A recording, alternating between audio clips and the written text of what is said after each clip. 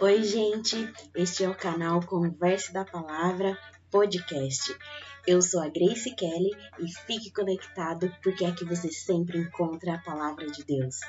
Vamos passar por vários textos da Palavra de Deus e vamos falar muitas coisas que são relevantes, mas que acabam às vezes passando despercebidos nas nossas vidas porque elas não são tão visíveis, a não ser que haja uma consciência ou desenvolvimento dessa consciência para identificar e aí poder partir para a mudança, partir para a ação. Então nós ou não vemos porque todos que estão ao nosso redor estão agindo da mesma maneira e aí acabamos não considerando que aquilo é indevido e precisa ser mudado. Então nós vamos começar pelos textos que estão em Isaías 53, 1 a 6 e Mateus 8, 16 e 17. No texto de Isaías, fala assim: Quem creu em nossa pregação e a quem foi revelado o braço do Senhor, porque foi subindo como renovo perante ele e como raiz de uma terra seca. Não tinha aparência, nem formosura. Olhámo-lo, mas nenhuma beleza havia que nos agradasse. Era desprezado e o mais rejeitado entre os homens, homem de dores e que sabe o que é padecer.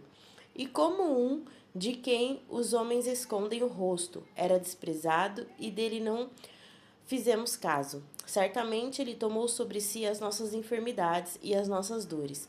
Levou sobre si, e nós o reputávamos por aflito, ferido de Deus e oprimido. Mas ele foi traspassado pelas nossas transgressões e moído pelas nossas iniquidades. O castigo que nos traz a paz estava sobre ele, e pelas suas pisaduras fomos sarados.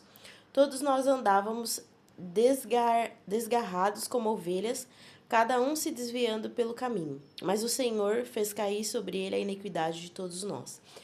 Esse texto, ele está falando de Jesus como uma profecia, né? E é interessante aqui porque ele detalha as características de Jesus, né? Ele não tinha aparência, não era formoso, não era bonito, ele foi rejeitado, ele padeceu, ele passou por muitas dores. Num primeiro momento, se a gente não conhece Jesus e uma pessoa lê esse texto, dependendo do que ela está passando na vida, ou já passou, ela pode se ver como semelhante, como numa condição assim, de não valorizada, né, desprezada, rejeitada. Então, se você está nessa situação ou já viveu, que você saiba que Jesus Cristo ele passou por isso. E você então está passando por situações como ele. Mas Jesus ele não permaneceu nessa condição. Ele venceu. Ele foi além. Além dele resgatar outras pessoas, porque o feito dele de morrer na cruz, ficar 3 dias lá morto e ressuscitar, trouxe vida para as pessoas. Então, a sua vida também pode ser transformada em vida para você e para as pessoas que estão ao seu redor ou que um dia vão passar pelo seu caminho. Então não é de hoje que a gente padece, não é de hoje que a vida do ser humano tem suas dificuldades. A gente conseguiu deixar muitas coisas mais fáceis na vida, né? A gente criou tecnologias, eletricidade, casas, prédios, e a gente não percebe o quanto isso facilitou nossas vidas. Mas algumas coisas, elas não mudaram, principalmente quando envolve o relacionamento entre pessoas de qualquer instância, né? Amigo, casamento, família, colegas de trabalho. E essas situações normalmente são as que trazem dores como a de Jesus, né? Não são muitas vezes as coisas materiais que nos deixam mais abatidos. Mas que essa situação virá a ser transformada se você crê em Jesus.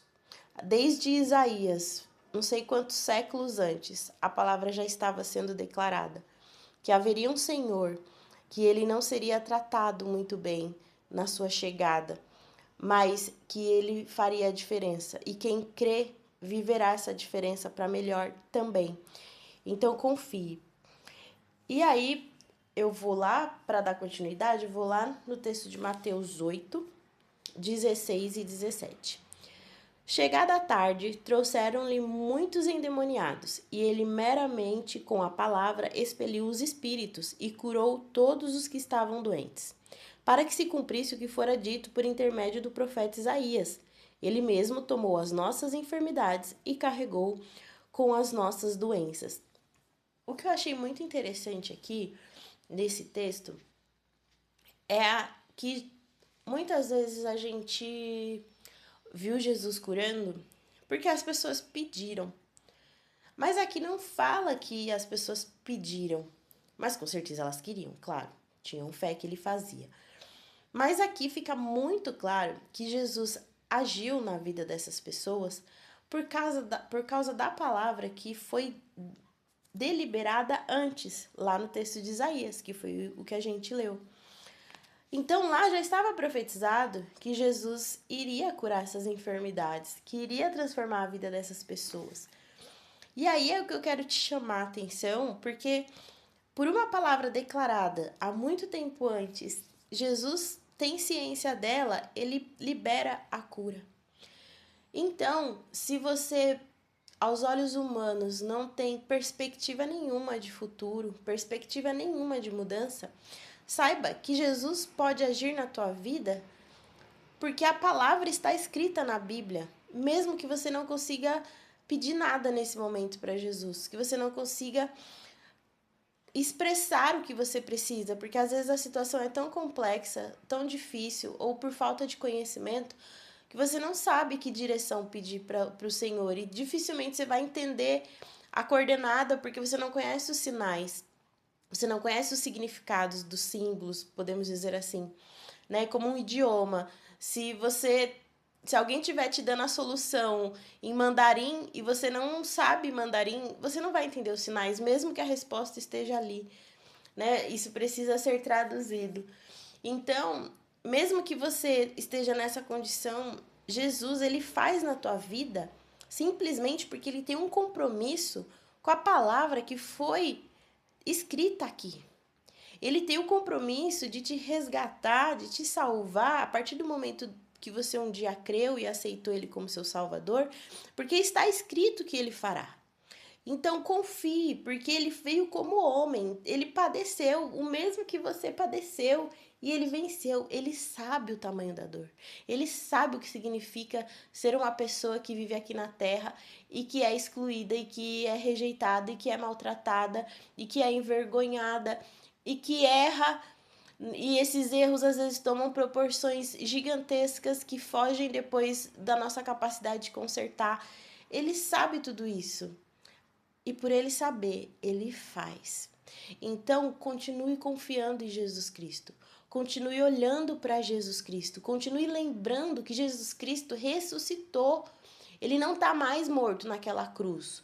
O Jesus Cristo que você adora, que você serve, ele já ressuscitou. E se você não está no contexto que você sabe que Jesus ressuscitou, se você está num contexto, por exemplo, de igrejas que ainda coloca Jesus naquela cruz e você acha que ele é só o menino Jesus, não, ele é um homem que cresceu e que tem todo o poder e autoridade para transformar vidas. Então, olhe para ele como alguém que ultrapassou aquela cruz. Ele já está acima dela, porque ele está vivo. Ele não está mais preso ali.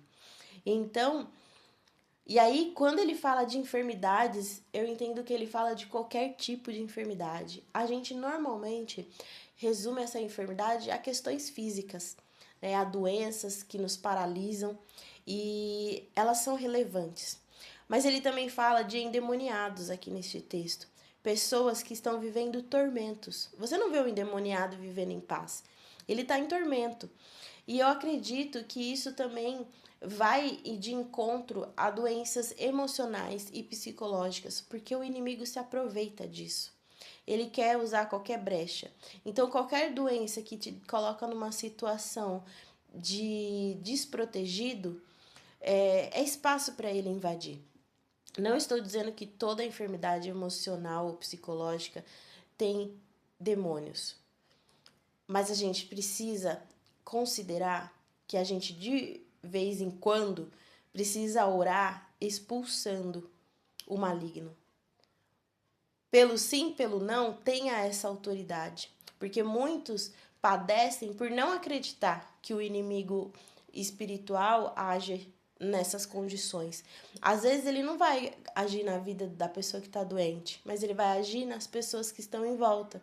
Porque essas pessoas que estão em volta, cuidando daquela pessoa que às vezes está com uma depressão, com uma ansiedade, elas ficam desgastadas. Elas também cansam, porque é desafiador, porque a gente não tá dentro da mente da outra pessoa para ajudar. É diferente de uma doença física, que eu vou lá, ponho remédio, aí eu vejo que tá ficando curado, então eu posso mudar a medicação, porque dá pra ver, dá pra sentir, dá pra tocar. Quando se trata de emoções fora do eixo, não dá pra tocar. Então, quando eu trago então agora para essa outra vertente, que não é a doença física, eu entendo que a gente também precisa fazer um check-up em nossa alma, em nosso coração. Porque Jesus, ele foca muito no coração. Então significa que ele precisa ser limpo. Assim como numa casa que a gente limpa os móveis, cada cômodo, e cada cômodo às vezes tem que limpar de um jeito, porque, por exemplo, normalmente a cozinha tem um piso frio, né, um piso de azulejo, e às vezes a sala tem algum piso de madeira, então eu vou usar produtos diferentes, formas diferentes de limpar. E assim é o nosso coração. E a gente tem cômodos da casa que a gente acessa mais e a gente acessa menos. Normalmente aquele que a gente acessa menos, a gente não faz uma limpeza com tanta frequência. Vamos supor, o quartinho da bagunça, né? Ou o quartinho que a gente guarda coisas que a gente pode precisar um dia. Normalmente esses lugares eles ficam mais parados. Mas nas nossas vidas tem áreas no nosso coração que também são menos acessadas. E um dia elas são reveladas e a gente precisa dar esse acesso para Jesus. Às vezes são coisas que a gente não gosta. Às vezes são coisas que a gente sequer imaginou que a gente era capaz de ser ou fazer. Mas Jesus sabia que existia esse quartinho. E eu acho que esse quartinho a gente poderia chamar no nosso coração, no nosso subconsciente, talvez, como esse lugar de coisas que a gente não usa, de quarto da bagunça, como o quarto da herança. Às vezes, a gente recebe heranças familiares, assim como a gente recebe a herança genética. Tanto a herança genética faz a gente ser parecido com nossos pais e às vezes ter até as mesmas doenças. Eu entendo que a gente também recebe isso no comportamento, nas decisões. E às vezes a gente está vivendo vidas tão emboladas, tão complicadas, e a gente nem parou para perceber que a gente às vezes está fazendo o mesmo que os nossos ancestrais fizeram. E não deu certo para eles e não tá dando certo pra gente. Então a gente precisa tomar essa consciência para poder viver uma mudança. Para que essa palavra de Deus venha agir, para que a gente venha dar espaço para ele interferir e mudar a rota, para que a gente tenha resultados melhores enquanto estamos aqui na Terra. Porque ele veio para salvar a nossa alma, o objetivo é fazer a gente chegar até o final lá das nossas vidas preparados, capacitados para o reino de Deus. E isso começa aqui. E às vezes essas heranças, ela vai nos impedir de viver uma vida que agrada a Deus. E a gente não consegue às vezes mudar. E gente, eu não tô falando dessas heranças para você apontar o dedo e falar: "Ah, eu não tô prosperando na vida por tua causa". Não, por causa do meu pai, do meu avô, não. Essa fala aqui hoje é para te despertar que existe mudança. Só que você só vai conseguir a partir desse despertamento, a partir de, opa, dá para fazer diferente? Então eu preciso descobrir qual é esse diferente. Ah, eu preciso então fazer um certo esforço para eu parar de executar, para eu parar de viver assim no automático como eu estou vivendo e ganhar uma consciência, né? Assim como a gente aceita Jesus consciente, as transformações dele também vai vindo por meio dessa revelação, né, do que está oculto. Então, e aí para a gente dar continuidade a isso, eu trago o texto lá de Gálatas 5:17. Vale meditar depois no texto todo, porque fala dos frutos do Espírito Santo e dos frutos da carne. E no 5:17 fala assim: a carne limita contra o Espírito. Se estamos no Espírito, não estamos debaixo da lei, ou seja, daquilo que nos foi imposto. Então, a gente recebe aí toda uma carga, vamos dizer assim, é uma imposição, a gente não tem como decidir o que vai vir do meu pai, o que vai vir da minha mãe, o que vai vir da minha tia, com quem que eu vou ser parecido, não tem. Mas tem coisas que podem ser transformadas por causa da presença do Espírito Santo, porque ele é capaz de nos guiar além de tudo isso, simplesmente porque ele é Deus.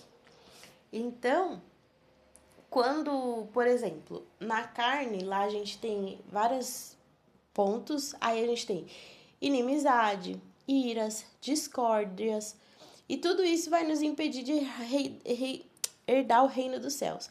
Então, veja, a gente recebeu uma herança que normalmente pode estar maculada, repleta de pecados, e aí, de repente, você começa, mesmo com Jesus, caminhando com ele há anos, a agir dessas mesmas maneiras. Aí você começa a perceber que na sua casa só tem brigas, inimizades, discórdia.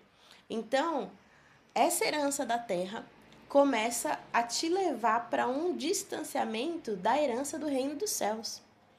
Então, a gente tem que mudar isso. Então, eu recebi essa herança? Ok. Hoje eu tenho o entendimento, então agora eu posso mudar. Porque tem alguém que é acima disso que pode me guiar para eu ser melhor. Então, a gente precisa entender que heranças da terra, elas podem nos impedir de entrar no reino dos céus. Então, como cristão, a gente não deve se acomodar. A vida tem seus mistérios, tem seus ciclos, tem algumas repetições às vezes, e a gente precisa ficar atento a isso, porque a gente pode ser direcionados para caminhos que nos afastam da presença de Deus. E aí, no versículo de Mateus 9:22, fala assim: e Jesus, voltando-se e vendo-a, disse: tem bom ânimo, filha, a tua fé te salvou. E desde aquele instante a mulher ficou sã. Aqui fala de uma mulher que tinha uma doença por 12 anos, uma doença física, hemorragia. Mas essa doença lhe trouxe consequências sociais. Ela passou a viver um isolamento social. A gente hoje conhece o que é viver no isolamento social, porque com a enfermidade lá do Covid, a gente teve que ficar em casa por muito tempo. A gente não pode sair. Então, a gente perdeu muito disso, de viver com as pessoas, e a gente percebeu o quanto isso nos faz mal. O quanto, como seres humanos, a gente precisa ter pessoas por perto. Conversar, brincar, trabalhar. Então, essa mulher viveu assim 12 anos.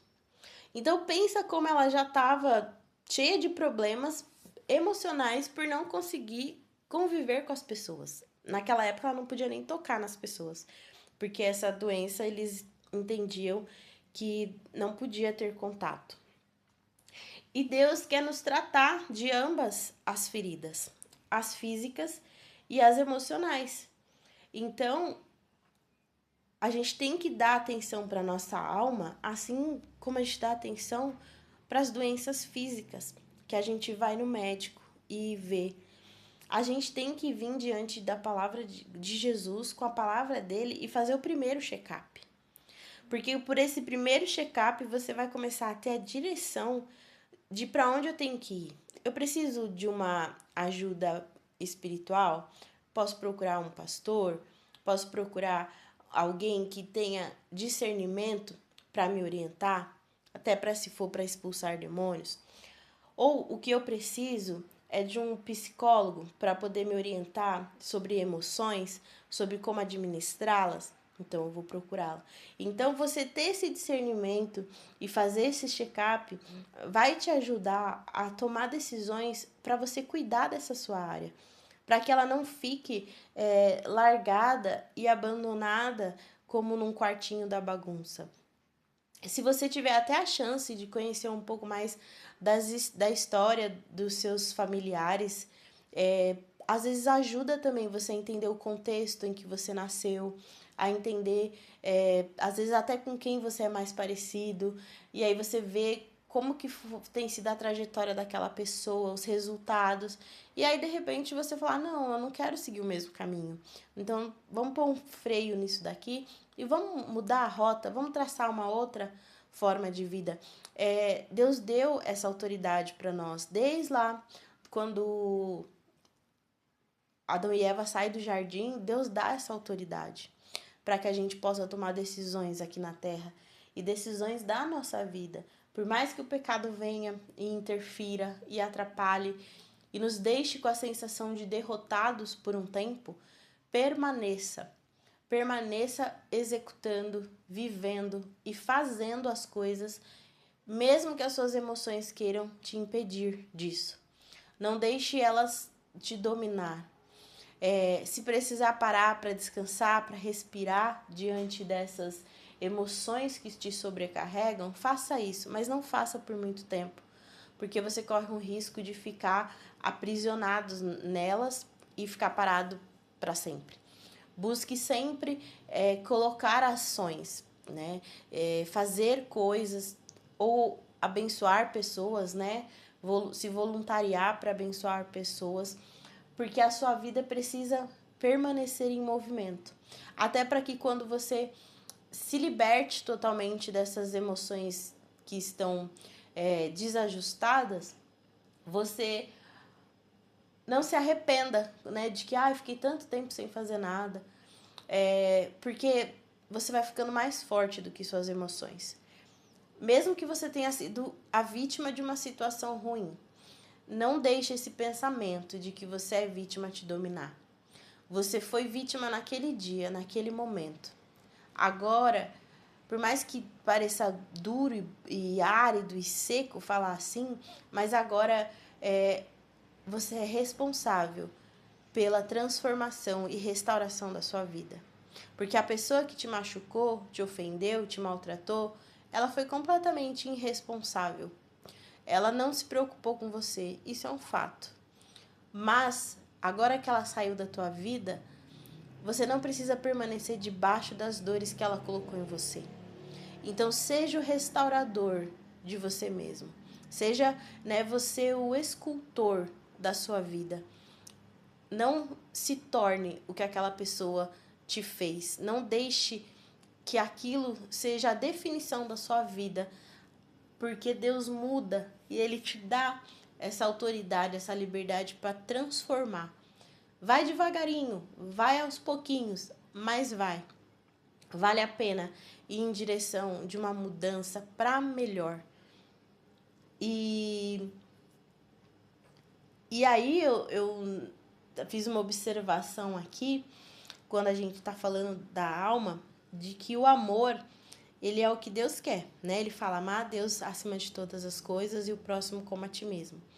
Só que nessa que a gente ama as pessoas, esse amor, se ele tiver dentro de um contexto tóxico, em que esteja algo desajustado, que aí eu falo, né, que são esses invisíveis, que às vezes é difícil da gente perceber, esse amor, ele pode se tornar uma obsessão e logo ele se torna uma idolatria. E aí a gente tem que lembrar que a idolatria, ela faz parte dos frutos da carne. Ou ela tá lá no Velho Testamento, nos 10 mandamentos, não idolatre, não faça deuses. Então, às vezes, a gente transforma pessoas em deuses. Há religiões que transformam tanto pessoas em deuses que ela faz escultura dessas pessoas e passa a adorá-los. Então, tenha cuidado que este amor que é para ser saudável, que é para dar o suporte, que é para não buscar interesse, se você deixar ele ser dominado pelas emoções, principalmente a paixão, ela pode virar uma obsessão e aí ela vai virar uma idolatria. E isso vai te afastar de Deus. E aí você tende a ficar parecido também com aquela pessoa que você está idolatrando. E normalmente não é uma pessoa que está te levando para uma proximidade de Deus. Você pode estar sendo totalmente enganado. Então, se você está em relações que você está percebendo que a tua vida não está andando como você gostaria ou como andava antigamente, avalie se seu amor pela pessoa ou pelas pessoas que estão ao seu redor não estão um pouquinho lá obsessivas, não estão um pouquinho idólatras, não estão um pouco aprisionadas, te impedindo de você ser quem você é, e isso tá te trazendo essa destruição interior, que às vezes demora mais tempo pra gente ver. Prossigo agora com o texto de Tiago, de Tiago 4, dos versículos 1 a 10.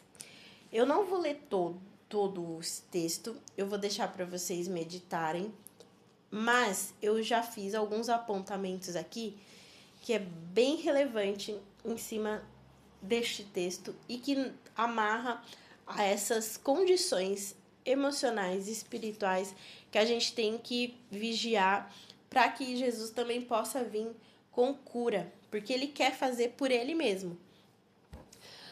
Mas a gente tem que identificar muitas vezes o pecado, né? E o pecado significa erro, e esse erro te leva a perder o todo.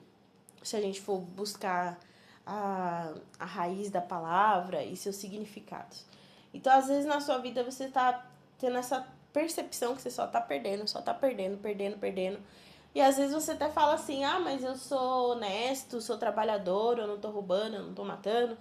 Por quê? Porque esses são aqueles pecados visíveis, né? Que traz até consequências assim na hora, então você já sabe que errou.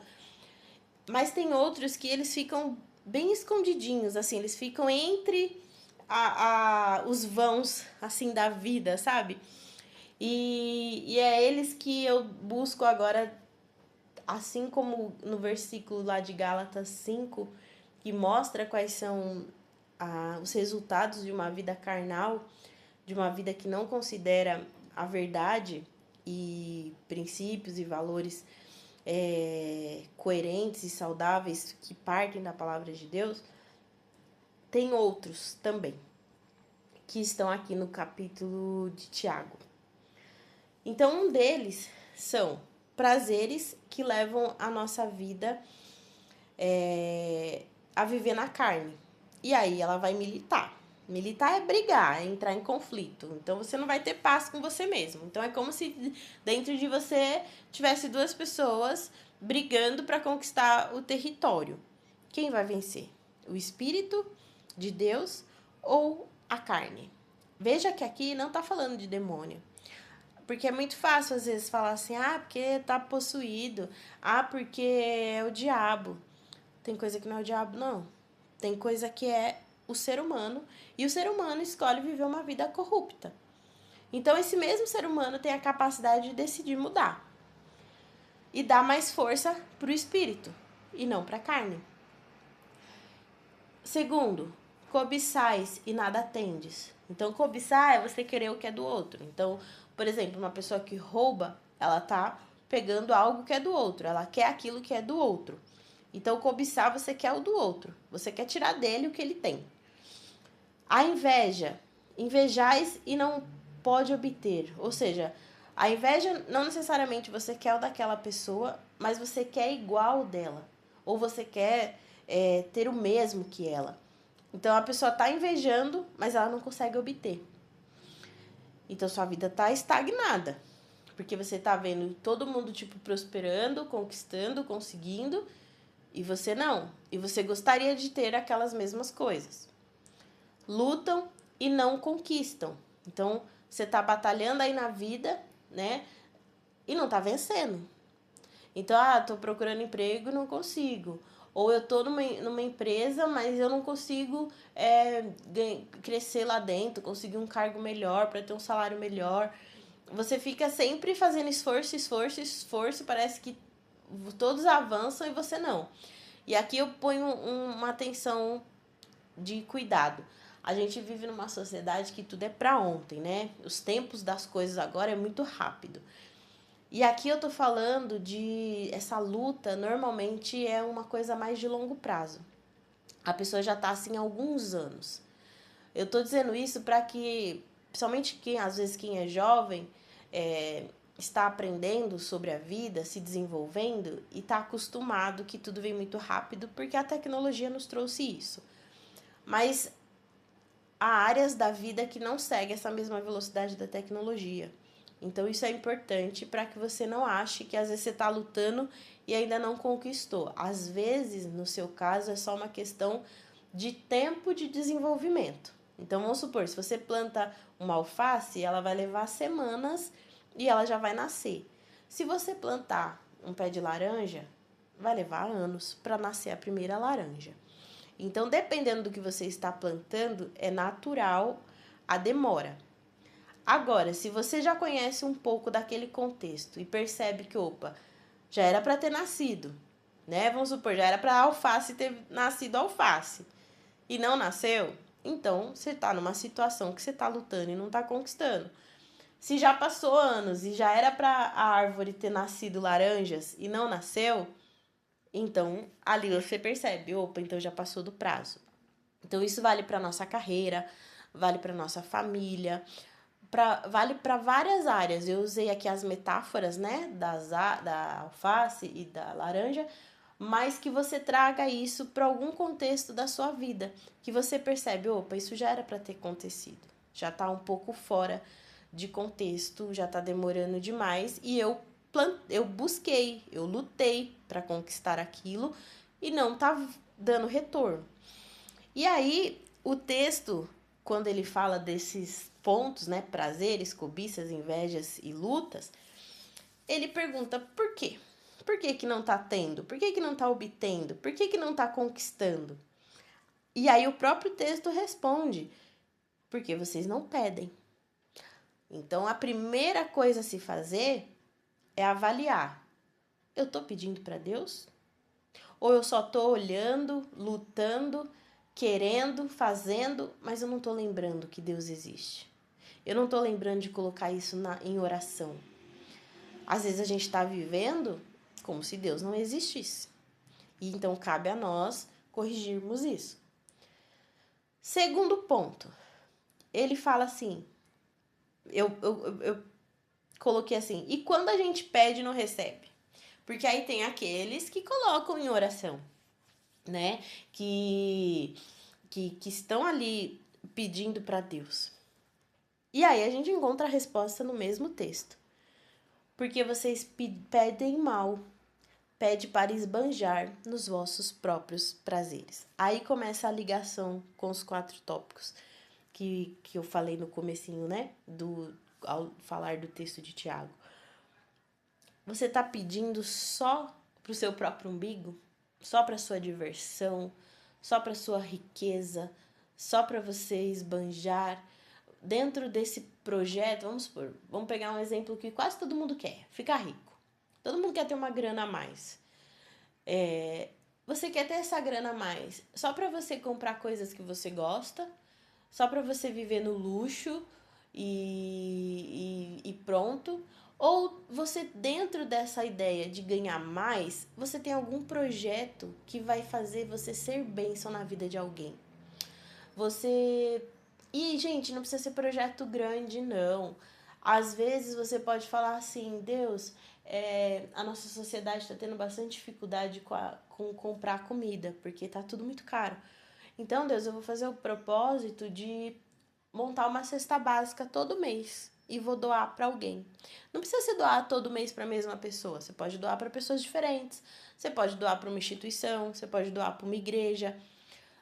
Não precisa ser uma cesta básica completa. De repente pode ser lá o óleo, o arroz e o feijão. Gente, arroz e feijão já tem 19 nutrientes que o nosso corpo precisa. Então, se a pessoa conseguir ter já o arroz, feijão e o óleo, ela já vai conseguir sobreviver. E o salzinho, né? Pra ter um temperinho é sempre bom. Então, eu peguei esse exemplo. pequeno. Pode ser coisas maiores, vai depender do quanto você está almejando ganhar. Então, dentro dessa sua oração, dentro desse seu propósito de melhorar de vida, é como se fosse assim, não queira só melhorar e ser egoísta. Não queira melhorar e pensar só em você. Pense em como as pessoas ao seu redor serão abençoadas com a sua prosperidade. E como você pode fazer que a sua prosperidade alcance essas pessoas. Você não vai ficar mais pobre por causa disso. Pelo contrário, Deus vai ver o seu compromisso com pessoas que não têm compromisso nenhum com você, e eu tenho certeza que Ele vai te abençoar. Porque tem um versículo na Bíblia, que eu não vou lembrar onde está agora, mas que fala que, por exemplo, naquela época, quando o pessoal pedia dinheiro nas portas, dar a esmola se tinha um ato de você fazer justiça para aquela pessoa. Então, o nosso Deus é justo. Então, com certeza, Ele vai te manter, te sustentar, para que você possa ter o recurso que te sustente, mas que também abençoe pessoas.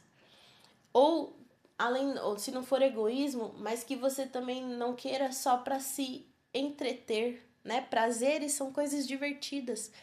Então, você não precisa deixar de fazer essas coisas divertidas, mas não use todo o seu recurso para isso. Saiba tirar, assim como a gente tira o dízimo, assim como a gente tira o dinheiro das contas, que você também tire o dinheiro para abençoar alguém, ou transformar esse dinheiro em algo que alguém precise. Ou o seu tempo. Às vezes não vai ser o dinheiro, mas assim, às vezes você vai falar assim, nossa, se eu tiver um salário maior, eu vou trabalhar menos horas. Eu trabalhando menos horas, eu vou ter tempo para visitar um parente, visitar pessoas, eu vou poder fazer algum trabalho voluntário, eu vou poder passar mais tempo com meus filhos. Às vezes não é nenhuma coisa fora, às vezes é dentro da tua casa. Mas que na tua oração ela seja contemplada por esses pontos, que não olhem, que não vão ser o seu próprio ventre, né? A gente aqui no Brasil usa o seu próprio umbigo. Então, que a sua ideia, as suas vontades, elas sejam expansivas para alcançar pessoas. Bom, por quê? Porque uma pessoa que ela vai querer as coisas só para o seu próprio prazer, a palavra diz que isso significa infidelidade e inimizade com Deus. Porque o nosso Deus, ele não é um Deus visado só nos prazeres. Por isso que a palavra de Deus ela nos alerta muito sobre ter cuidado com os entretenimentos. Não usa essa palavra, não, acho que não tinha, né? A palavra entretenimento. Eles acabam usando mais a palavra prazer. Mas a gente podia trazer para um contexto atual que são os entretenimentos. Tanto porque vai tempo nos entretenimentos e a gente normalmente no entretenimento a gente não está sendo muito útil. Muitos dos entretenimentos a gente só está ali parado e recebendo o conteúdo. E o segundo ponto é que tipo de conteúdo a gente está absorvendo. Hoje em dia muita coisa assim a gente tira como normal. Eu vejo que, por exemplo, antes pra gente ter acesso, por exemplo, em filmes, alguma coisa assim pejorativa, pesada, era dos 18 anos pra cima. Hoje tem filmes de 14 anos que não dá pra assistir. Que já tem indícios de prostituição, de violência demasiada, já estão pesados. E a gente, como sociedade, está aceitando isso como normal, porque a gente está ali se alimentando daquilo. A gente está perdendo aquele crivo de... lá falou que é para 14, mas eu não concordo que esse conteúdo é para 14. Eu não vou assistir. E tem conteúdo, gente, que para nós que servimos a Deus e temos temor, não devia ser para idade nenhuma. Porque é corrupção, nos leva para o afastamento de Deus, inimizade com Deus. Nosso Deus, ele não muda. O mesmo Deus do Velho e do Novo Testamento é o Deus de hoje. Se você está ignorando, quando fala assim, a gente não está debaixo da lei, é porque no Velho Testamento, aquelas leis, elas eram leis jurídicas. Eram leis do país. Elas não são as leis do nosso país e talvez hoje nem são as leis do país de origem. Mas a regência do universo, ela ainda é feita por Deus. Então, aquelas orientações que Deus deixou lá atrás, apesar de não serem regras, elas revelam a essência de Deus. E é isso que a gente tem que descobrir quando lê a palavra. Por que será que Deus deu aquelas orientações? O que Deus estava querendo daquele povo? O que significa essa separação? É separação em conduta, em atos, em decisões.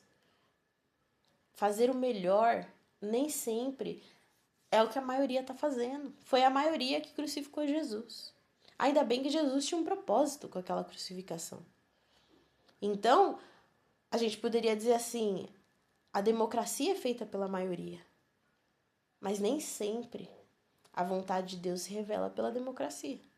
Então, cuidado com os grupos que você anda, cuidado com as militâncias que você faz, com as lutas que você está encarando na sociedade e achando que aquilo é bom.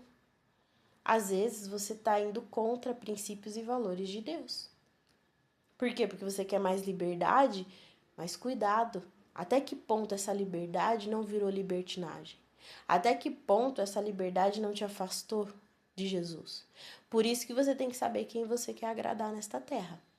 Se você quer agradar marido, filhos ou Deus.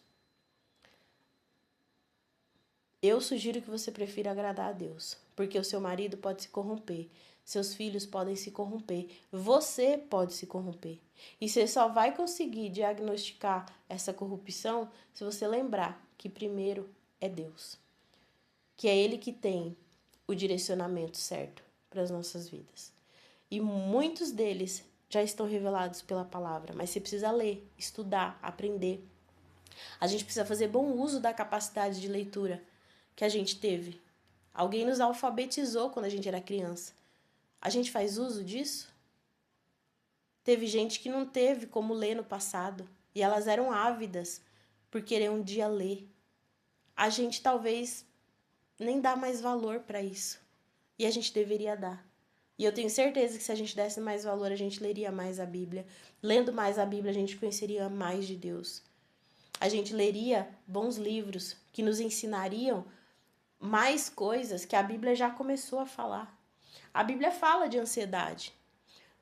Lá em Pedro, lançando sobre ele toda a vossa ansiedade, porque ele tem cuidado de vós. Não andeis ansiosos por coisa alguma. Tem vários textos. Hoje a gente tem especialistas que estudaram a ansiedade. E a gente tem livros e materiais que explicam o que é, que ensinam como lidar. Então corre atrás. Junte o conhecimento da Bíblia com os conhecimentos atuais, mas discirna. Faça boas escolhas sobre o que ler, sobre o que assistir, sobre o que comprar, para que a sua vida não se corrompa. Deus sonda a nossa motivação ao fazer algo ou querer conquistar algo. Então, às vezes, Deus não está te dando porque Ele conhece a corrupção do seu coração. Ele sabe o verdadeiro motivo que você quer conquistar aquilo. Às vezes, você não fala para ninguém. Ou, às vezes, você ainda nem diagnosticou que existe uma corrupção. Está lá naquele quartinho escuro. Então, fala, Deus, tem um quartinho escuro na minha vida que nem eu não sei? Ou tem algumas heranças que estão me bloqueando de prosseguir e prosseguir assertivamente? Faz essa sondagem em meu coração, Senhor, já que eu não estou sendo capaz de verificar.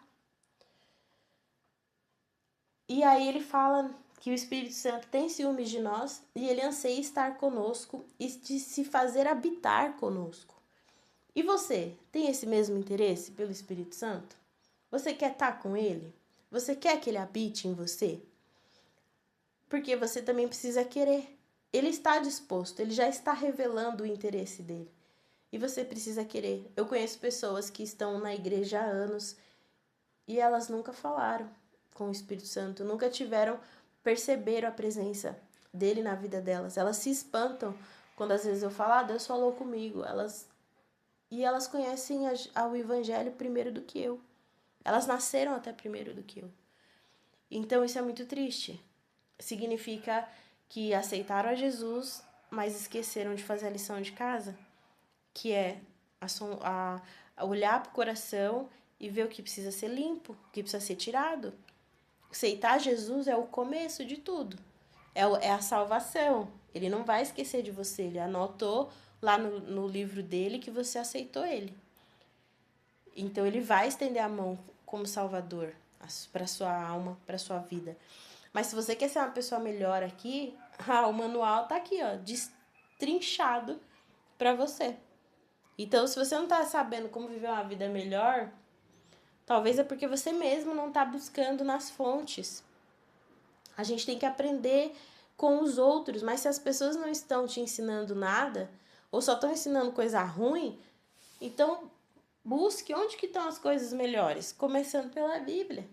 A Bíblia é cheia de histórias assertivas e errôneas. Dá pra gente aprender com os acertos e os erros dessas pessoas e depois partir para outros livros e juntar esse conhecimento. Deus resiste o soberbo, mas dá graça aos humildes. Então, humilde é a pessoa que sabe o que ela é, quem ela é, suas qualidades, seus defeitos. Então, ela não vai nem se achar melhor do que os outros e nem vai se achar inferior aos outros. E a pior coisa é Deus nos resistir. Então, muitas vezes, essa falta de conquista ou de obter as coisas que você quer, às vezes é Deus te resistindo. Pensa, é como se você estivesse brigando com Deus e Deus está vencendo. Então, avalie se você não está sendo orgulhoso, arrogante diante de Deus, principalmente diante de Deus, porque às vezes você esconde das pessoas, mas de Deus não tem como. E aí ele vem com vários verbos de como a gente mudar isso. Então, primeiro, sujeitai-vos a Deus. Então, se sujeitar, normalmente já é uma palavra que a gente não usa, às vezes, num contexto muito positivo, né? Normalmente está mais ligado, assim, a uma obrigação, a uma obediência. Então, assim, é possível que no começo você não queira se sujeitar à vontade de Deus, mas faça por obediência. Faça pela capacidade que você tem de discernir que a vontade de Deus é melhor e maior do que a sua. Então vai, obedece. Resistir ao diabo e ele fugirá de vós. Esse diabo é tanto no sentido espiritual, porque a palavra de Deus fala que a nossa luta não é contra homens, mas principados e potestades, mas às vezes se revela por meio de pessoas, né? Quando numa guerra, o inimigo é uma pessoa, ela vem lutar contra você. Então, você precisa saber identificar quem é o seu inimigo. Às vezes a gente tem os inimigos declarados, que não gostam, que falam que não gostam da gente, que não querem o nosso bem. Esse tá super fácil de se desviar, de se afastar dessa pessoa ou de saber lidar com ela. O problema é quando esses inimigos, eles não são declarados. E aí eles podem estar em qualquer lugar, na família, entre os amigos, supostos amigos, entre os colegas de trabalho. E aqui você vai precisar muito da direção de Deus para discernir em quem confiar. E também você vai precisar discernir quem são esses inimigos para você saber se posicionar diante deles. E, gente, aqui pode ser seu filho, pode ser seu marido, pode ser seu amigo, pode ser seus pais. E aí, por isso que você vai precisar de sabedoria e postura. Porque normalmente você não vai vencer esse inimigo fazendo guerra com ele, nem brigando com ele. Mas você vai precisar saber pôr limites, saber dizer não, saber se afastar por um tempo se for necessário. Você vai precisar discernir qual é o problema que essa pessoa tem com você para você lidar com a situação. E aí você vai precisar tanto resistir, mantendo a sua postura, não cedendo a caprichos e vontades deste inimigo, mas também você vai precisar de sabedoria. E aí vem aqui o outro ponto que vai te ajudar nisso. Chegai a Deus e Ele chegará a vós. Então, quando você se volta para Deus, você passa a orar, você passa a ler a Bíblia, você passa a jejuar, você passa a ter um interesse sincero a buscar a Deus e a conhecê-lo mais, ele também vai se voltar para você. Ele também vai querer passar esse tempo com você. Depois, purificai as mãos, pecadores. Limpai o coração, vós que sois de ânimo dobre. Eu achei muito interessante isso daqui, porque ele fala, purificais as mãos. Então, mãos normalmente são coisas que a gente toca, encosta, faz, e aí de repente a gente olha e fala, nossa, minha mão tá suja, deixa eu lavar a mão. Então, os pecadores, e todos nós somos, e aí o que muda é a consequência do pecado, todos nós precisamos lavar nossas mãos, né? É igual no nosso dia a dia. A gente precisa lavar a mão várias vezes. Escovar os dentes, por exemplo, no mínimo 3 vezes. Por quê? Porque a gente come suja. Então, a gente vai ter que estar se purificando diante de Deus com frequência. O outro é limpar o coração, que eu tô falando desde o começo, né, sobre isso, dar espaço para limpar. E aí, só que aqui ele já não fala pecadores, ele fala vós que sois de ânimo dobre.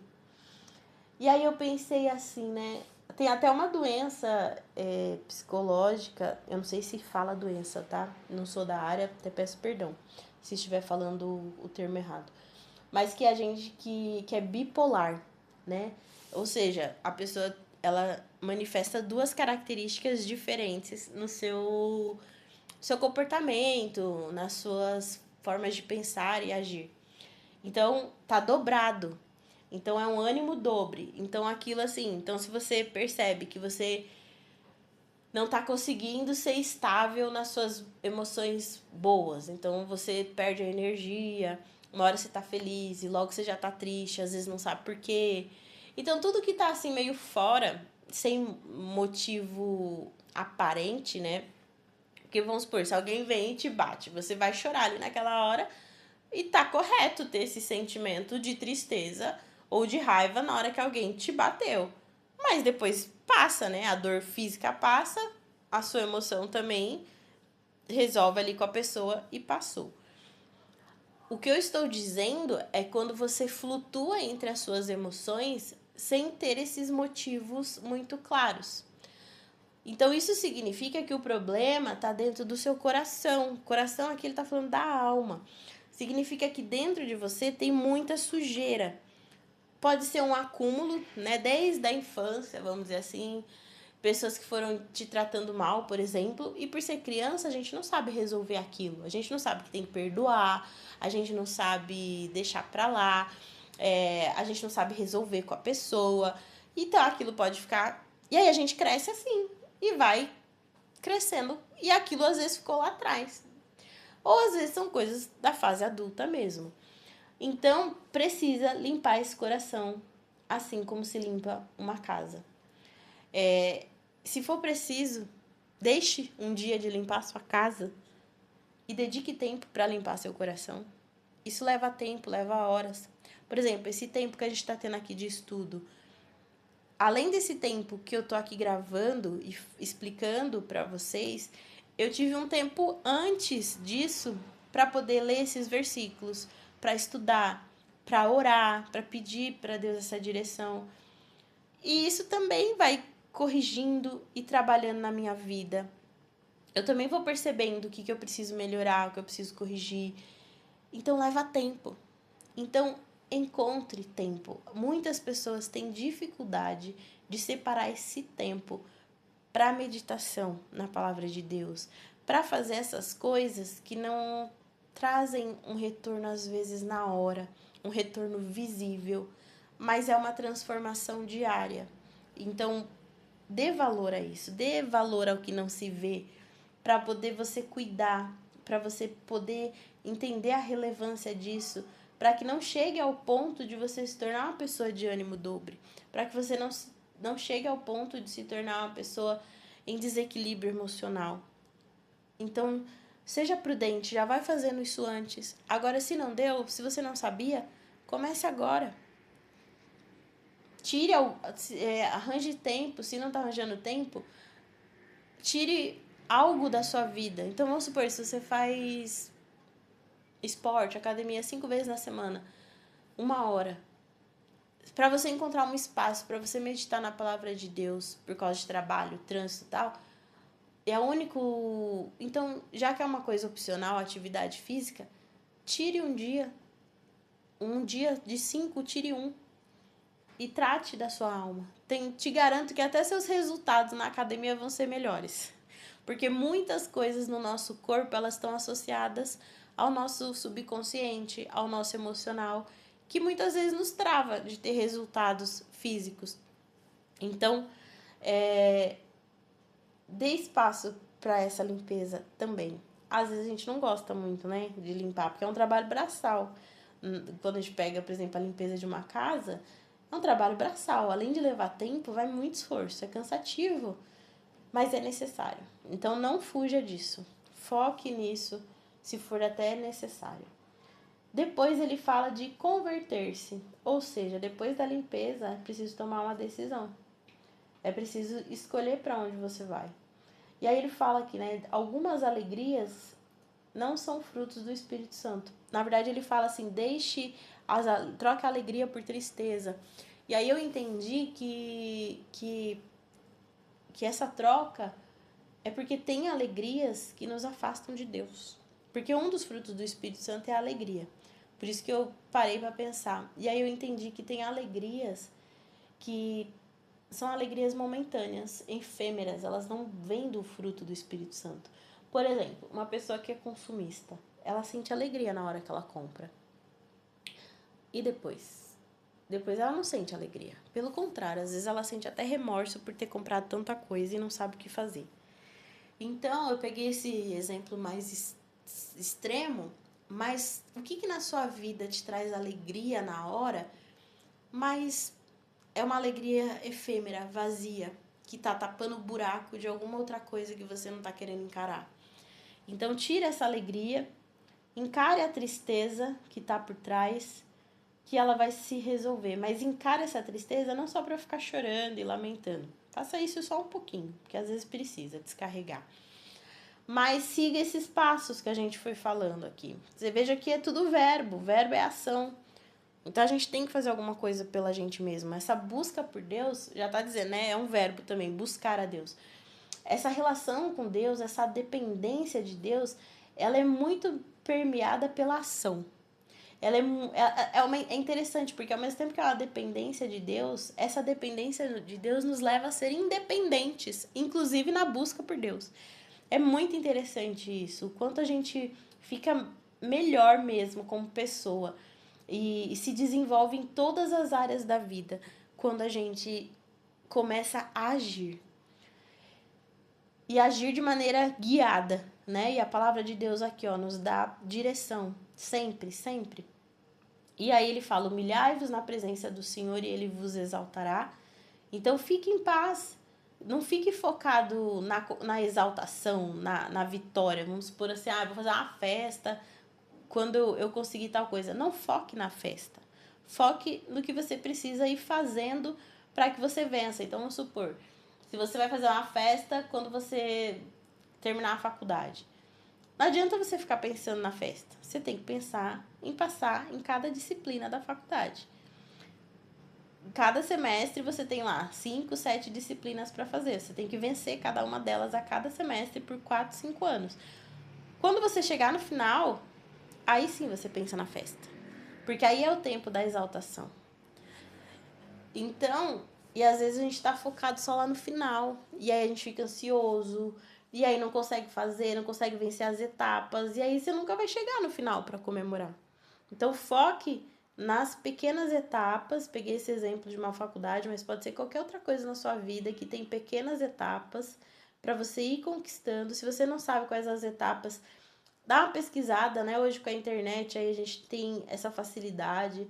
Então, por exemplo, você está abrindo um negócio, dá uma pesquisada, quais são as etapas de abrir um negócio, quais as dificuldades que se passa, aí você já vai saber como lidar e não desanimar quando vir o primeiro desafio, o primeiro erro. Relacionamento, tem suas etapas também. Hoje o povo vai assim, tudo embolado, sai atropelando e não respeita às vezes o tempo do outro, o emocional do outro e sai todo mundo arrebentado. Então busca um pouquinho mais de conhecimento, tente falar com essa outra pessoa sobre isso. Se você perceber que a outra pessoa ignora, ali já tá talvez a resposta de que aquela pessoa não é para você, porque ela não acompanha o seu ritmo. Seja o seu ritmo mais rápido ou mais devagar. Você precisa de uma pessoa que caminhe, né? A ideia é caminhar lado a lado. Então, uma pessoa que consiga encarar o seu ritmo. Seja quando você dá uma acelerada, quando você vai no ritmo normal ou quando você desacelera. Se a outra pessoa não consegue lidar com esses tempos, ali já tá dizendo muita coisa. Que às vezes a gente não quer ouvir, não quer perceber, porque vai ter que abrir mão, né? E a gente vive numa sociedade que não renuncia, que não se abstém. E às vezes é preciso dar esse tempo, se abster de algumas coisas. E aí fiz uma observaçãozinha aqui agora para fechar, que foi que o castigo que nos traz a paz. Jesus, ele foi castigado pelos nossos pecados. Às vezes na vida, nossos pais, principalmente nossos pais, nos castigaram. A gente não gostou na época, mas a gente ficou lá no castigo. Mas esse castigo trouxe paz pra gente, porque nos impediu de viver uma vida de pecado, nos impediu de ir por caminhos errados, nos impediu muitas vezes de morrer. Então, se hoje de alguma maneira você acha que está sendo castigado por Deus, aceite o castigo, porque você é filho, significa que você é amado. Quem não é corrigido não é amado. E se hoje você está descobrindo que ninguém te ama porque ninguém te corrige, saiba que Deus te ama. E Ele, se você buscar, Ele vai se achegar a você. E aí você vai conhecer o que é ter um pai. E esse pai vai te amar, vai te dar carinho, e tem dia que Ele vai te corrigir. E Ele não é mau por isso. Aprenda sobre Deus, que você vai descobrir o quão maravilhoso Ele é, tanto como Deus como pai. Mesmo que o seu pai não tenha tido a postura de pai. Então descubra essa postura de um pai em Deus, porque Ele se revela. Então que Deus abençoe seu dia, sua semana e até a próxima. Tchau!